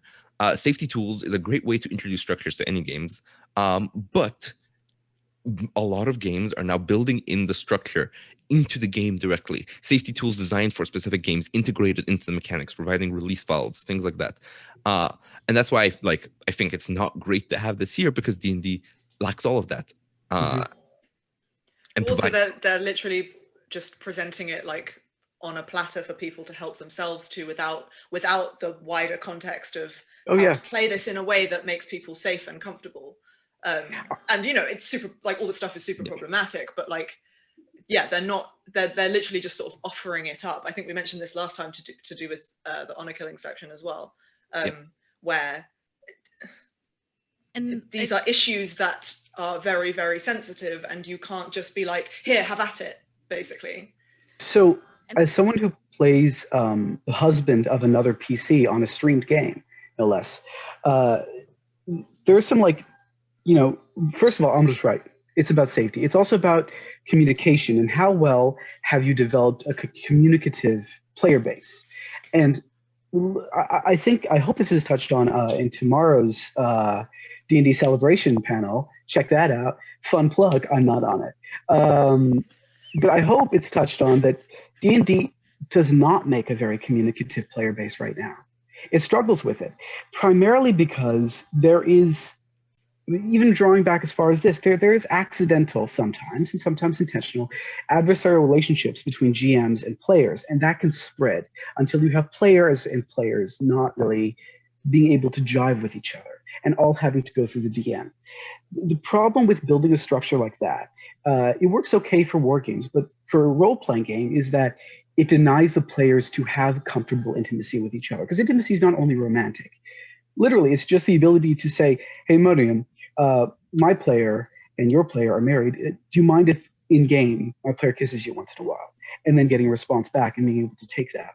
If you haven't built that culture, it's tough for me to say, hey, let's make love and romance a part of your game. Beyond that, though, one of the reasons why I do dislike this is because it suggests that these relationships are playable instead of just a factor of the setting, and it doesn't work. If I may, to add to that, when everything is written in a way that it seems to be catered to one particular audience, which it feels like it is, and a lot of the old books do, which is a bunch of white cis dudes playing together who, it's their only way to kind of get boobs and I'm being very glib, and I'm probably being very, it's not fair, even with that stereotype, it's not fair to those players even then, because I feel like those players can offer much more than that stereotype. And Ammar, sorry, please continue. And then the other thing I feel is with also this whole idea of there's a lot of things that are lost in language and everything, is that I hate that the only word for the hijab, the niqab, chunni, dupatta, orni, all these different words I can come up with, which have different contexts, different meanings. The only word that makes sense to people in English is veil, because veil is a very loaded word. And all of these words lose their meaning once it's called a veil, because a hijab is very different from a niqab. It's very different from a dupatta. And just like, it frustrates me. Yeah, absolutely. So two things I want to say real quick. One is like, I brought up the like whole point about the structure of, you know, bringing up sex and intimacy, because I think it's worth keeping in mind, like, none of these are created in a vacuum, right? Like, I think the focus of the stream is the Arabian element, and this will bring us back to it and like discussing how the cultural element. But I think like some of the cultural elements are made worse for the general structural and cultural, not like Arabian cultural, but D&D and American and Western cultural elements that this product is consumed within. And it's worth discussing that. And all the points everyone said are kind of perfect encapsulations of why this might do more harm than just on the cultural level to an audience reading it. And to piggyback off what Mariam said, like, the concept of the veil is even more like, more than just there are like a bunch of veils, but like historically what it means to be veil or hijabi has changed. That's like, hijabi as the modern concept is a relatively recent concept in Islamic history. Like, most evidence shows that historically it is closer to what Mariam described the harem as initially, as a room that is sort of a separation between interior and exterior relationships. Like, the personal space and the private space is what a veil would have been more likely historically. It's a lot of complicated topics interwoven and distilled into one word. So sort of bring us back, which is, I think, a lot of what this book does. It takes really complex topics, chooses the one that is most easy to explain or stereotypical to explain, and distills it into one sentence or one word of a paragraph. What is Or most chooses a broad titillating to the topic and then players. focuses on, chooses a broad topic and then focuses on one tiny aspect of it, usually a hugely negative and problematic aspect. Because this is a culture. Sorry. Just because that actually seems like a perfect segue into sort of the reflections portion. So any thoughts that you have about the game in general, any particular points that stood out to you that you've kind of thought about now? Funnily enough, what I was about to say is a perfect reflection point, in my opinion, from my view. So one of the biggest problems with a lot of these Orientalist cultures, and we see it from the very first time in Oriental Adventures, is that they're what I like to call, and this is not an official term, this is just a me term, they're what I like to call cultures created in opposition, right? So instead of, they're like, and you find this a lot in some supplements or even some, games like, I'd say Tevinter from Dragon Age is also a culture created in opposition, where this is one thing, so that must be the opposite. Or this is one thing, so that must have an element that breaks that cycle. And that's not necessarily a bad thing. I feel like when you introduce a setting, there should be some elements that are reminded of the opposition, which help break a mindset and help influence new stories and new types of gameplay. However, when you design an entire culture in opposition, like you see here, you end up falling into problematic stereotype after problematic stereotype, because that is what most easily causes that contrast. You do one thing, so this is the opposite, or you do one thing, so this is harmful. And that makes it easier to explain. You're in a different world, you're in a different world, you're in a different world. This is especially true if, my apologies to the white folks watching, if you were white. Because unfortunately, the dominance of Western culture in media all around the world really doesn't, it makes everything else seem adversarial. I mean, we talked about adversarial relationships. This book is in an adversarial relationship with Faerun. Oriental Adventures in Karatur is an adversarial relationship to regular D&D, as Gary Gygax himself said, right? This is the other half, the opposite, the Oriental to the Occidental. We really do need to consider moving beyond that. And one of the ways you can do that is indeed by hiring people of that culture to lead and then later to consult.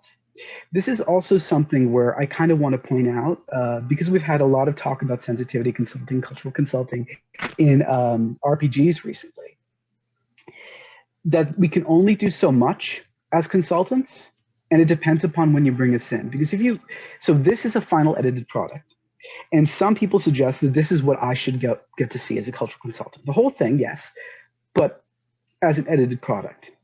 If I said, okay, get rid of the entire honor section, would a company do that? No, because there's a deadline, because money's been spent, which means it's too late for me to do anything layout but as well. yeah. But hold on, which means that it's too late for me to do anything but minor tweaks. This is the same thing, to touch on a very current cultural topic. This is the same thing that happened with Mulan 2020. There were cultural consultants involved. They did change minor things, but they couldn't go beyond that, because by the time they get to see it, the script is mostly done, and in their case, they saw the script in piecemeal, which is also another thing that happens to cultural consultants. Is there a way to combat this? Not really. It's the nature of consulting. Either you get a full product, or you get piecemeal, and you don't get the whole picture. And the response to that is hiring people to help you write something, hiring people to help project lead for you, hiring people who overall oversee the project so they can catch things without you having to introduce it to them. That's how you avoid, a lot of accidental harm. And finally, I'm just going to reiterate what I've said before. You know, not blastering, not the honor killing thing, but this text is so disappointing. And I'm disappointed in it. Sorry, please go ahead. Real quick, I just wanted to pick you back off of that. I think part of the reason why we are going through this so slowly, besides, you know, joking about our own abysmal reading pace, is that we are limited by the role of consulting. Like, I think if we had spent these last 4 months now getting on stream and writing an Al-Qadim setting from scratch, we would have gotten further. But because we are forced to react in the context of what we have, it is to a degree slower going. We have to respond to what is there, fix, correct, provide advice and feedback on what is existing, rather than build something from the ground up that is not problematic from the start. I definitely agree with that. I think that if we just took all of the pieces of the last few streams where we talk about sort of the positive aspect of honor and like the little bit about the family or that wandering family table, you just compile those together, you've got a game. It's also why we, I think, end up on a bunch of tangents, because we have to go into so many other seemingly unrelated things that then explain the small thing that is this one paragraph. And the other thing I want to add about sort of the whole cultural consultancy or sensitivity consultancy is that we can having us lead, like, be there from the beginning to lead how the product should be developed or whatever, only works if we're listened to even at that stage. Because a lot of times, for whatever reason, a marketer or someone who's like, I know how products sell, will be like, no, nobody wants to hear about this. They want to keep to that same tired perspective, and that sells. Doesn't want to take that gamble of having something new and having it work, because the bottom line is whatever their history of what things sell, rather than maybe this might do better.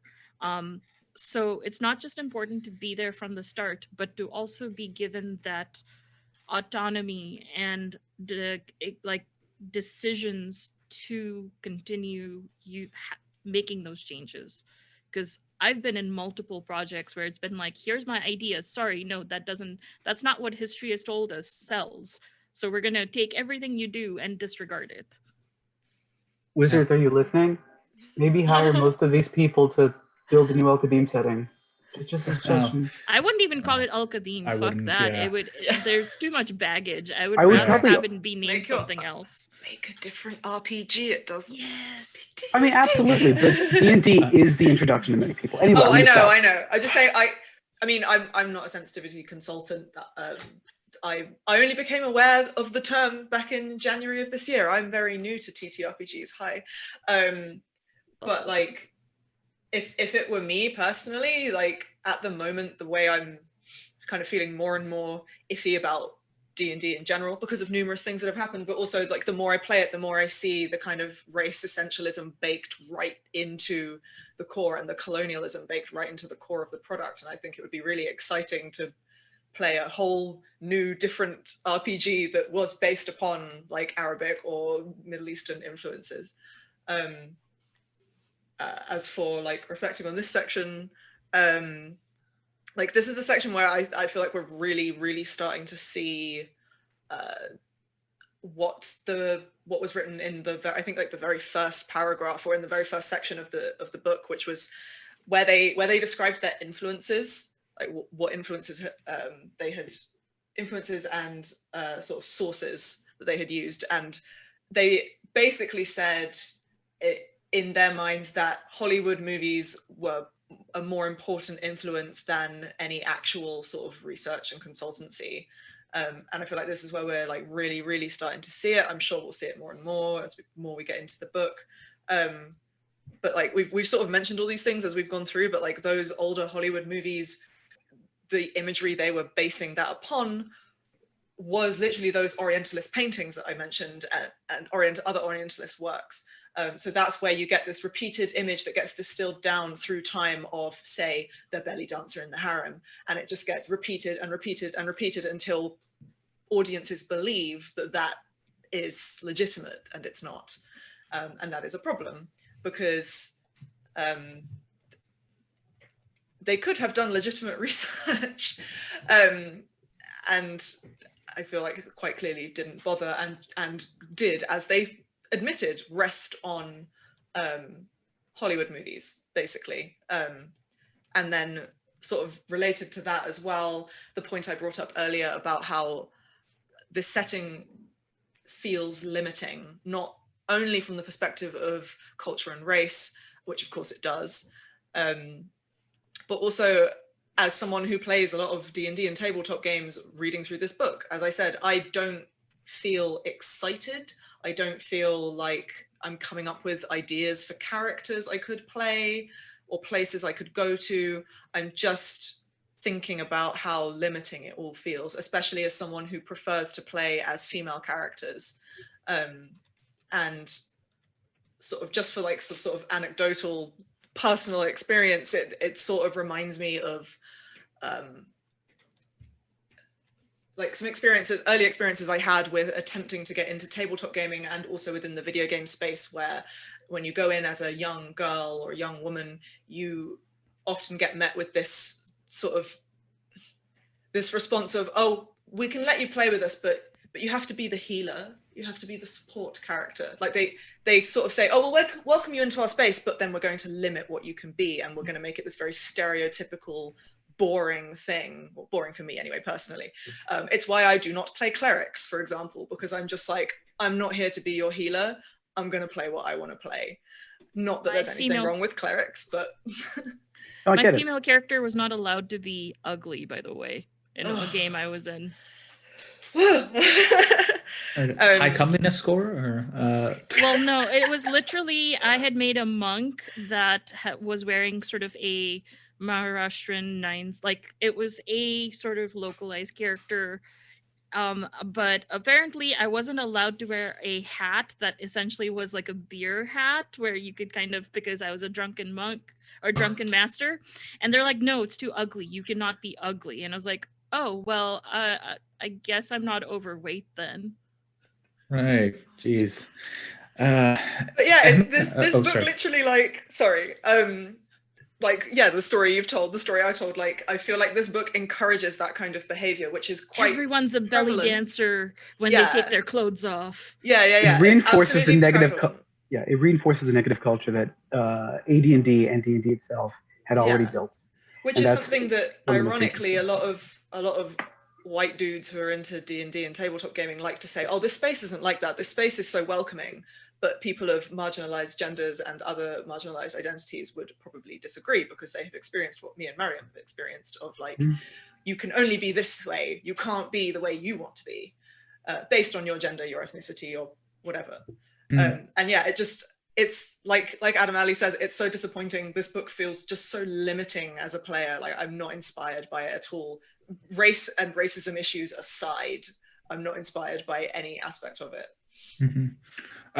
For what it's worth, I'm really grateful that you did persist in the face of some terrible friggin' experiences, because for what it's worth, I think you're adding a lot to the community.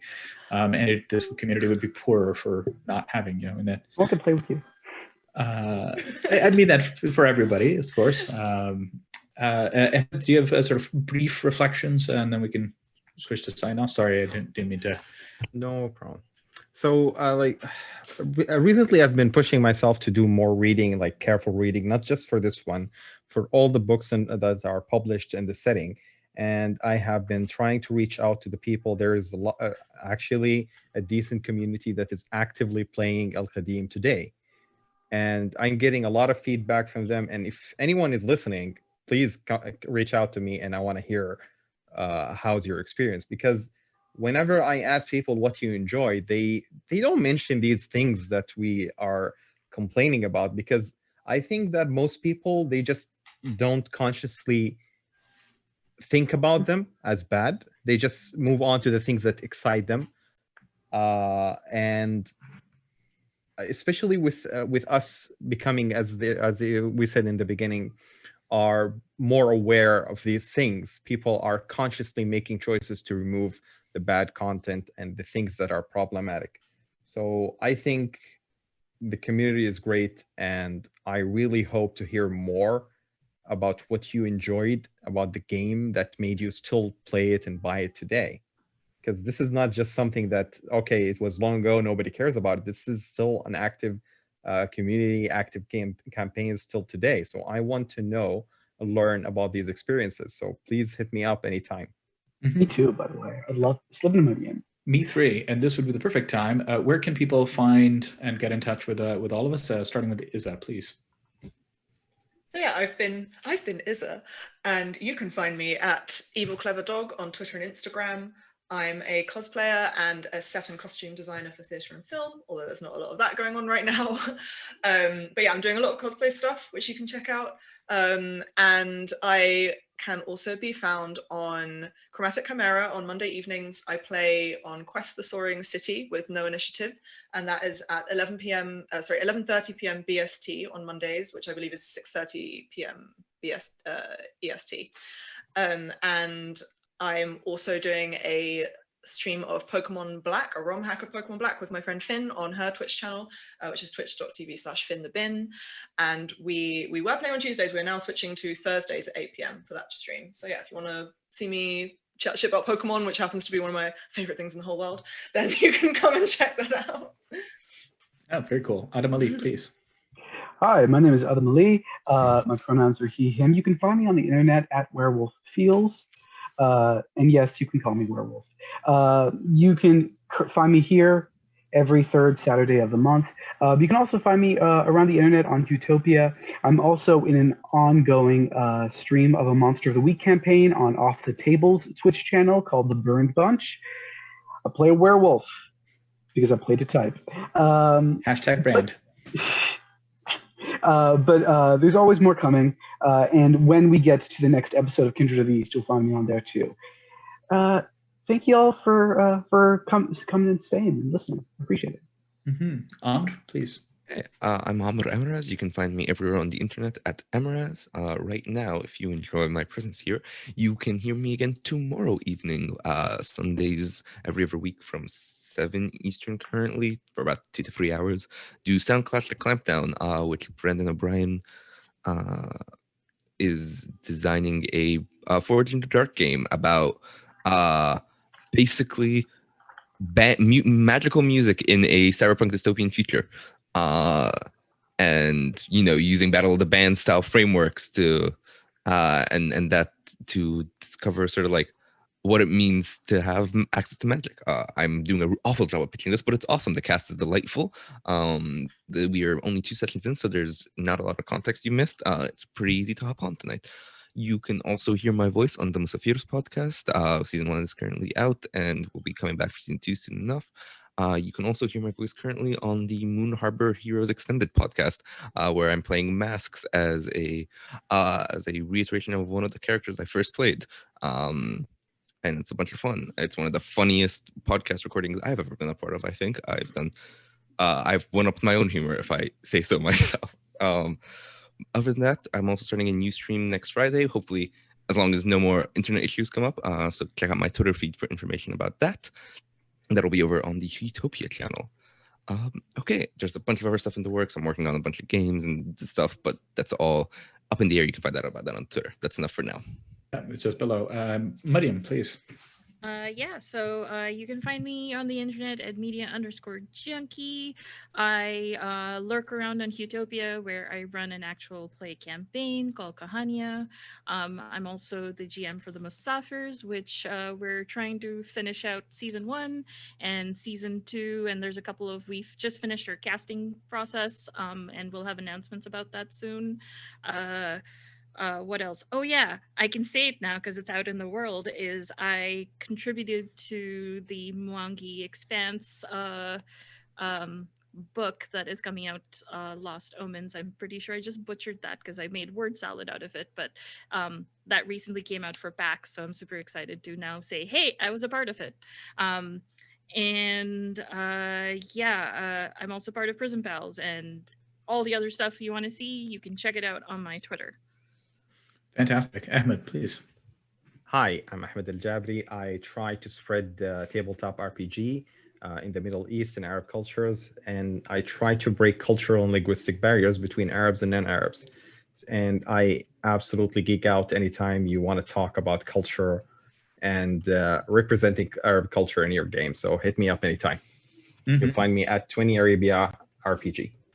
Yeah, you should certainly follow everybody here on Twitter. Everybody's fairly active and is definitely posting very interesting stuff, sometimes related to tabletop role games and sometimes not.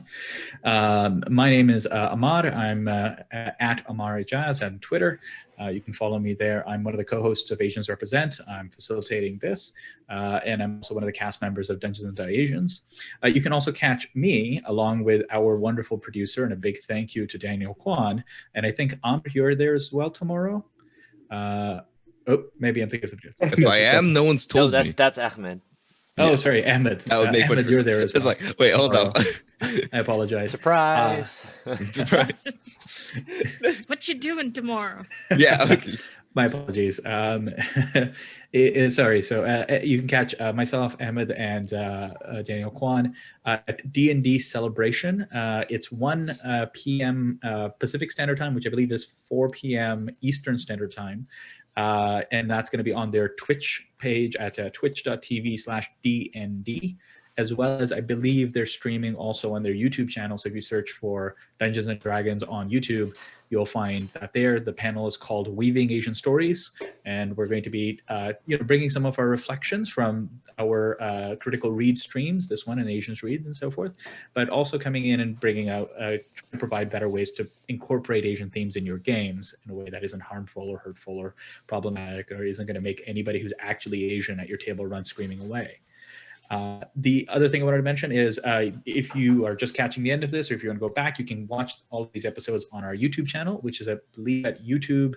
If you just search for Asians Represent, it'll pop up there, Critical Read, and it'll be there after this stream. I think on Wednesdays we've been usually doing Correct. it. Yeah, L5R is released on YouTube on Mondays, and Critical Read comes out on Wednesdays. Perfect. Thank you. And then finally, we are doing this specific thing, going through Al-Qadim. It seems like sentence by sentence at this point. Every third Saturday of the month at noon EST. So please join us for any and all of those things. Yeah. I'm going on until 2025. Yeah. Maybe things will be better by then. I'm real excited for the next episode. If we somehow make it through purity, next heading is apparently hospitality, which is one that I think is really fun. I'm very excited to see how they mess it up. Personally, I'm excited for Fate and the Lawgiver, because what the hell? Why not? All in. I'm excited for the bit that is about a game you can play, because so far I don't see any aspect of this that's a game. Well, I'm excited for how they're going to tell all of you that players may assume the roles of dwarves, elves, gnomes, half-elves, halflings, and humans, except noted here, the usual abilities of each race still apply. It's going to be great, but we'll get there in like 2 months. The proverbs are a lot of fun in the hospitality one. I can't wait. But I want to thank you for watching. This has been challenging material, not to mention just the sheer length of a 2-hour stream. But thank you so much for watching and for staying and connecting with this material and wrestling with it like we are. Thank you. Bye, everyone.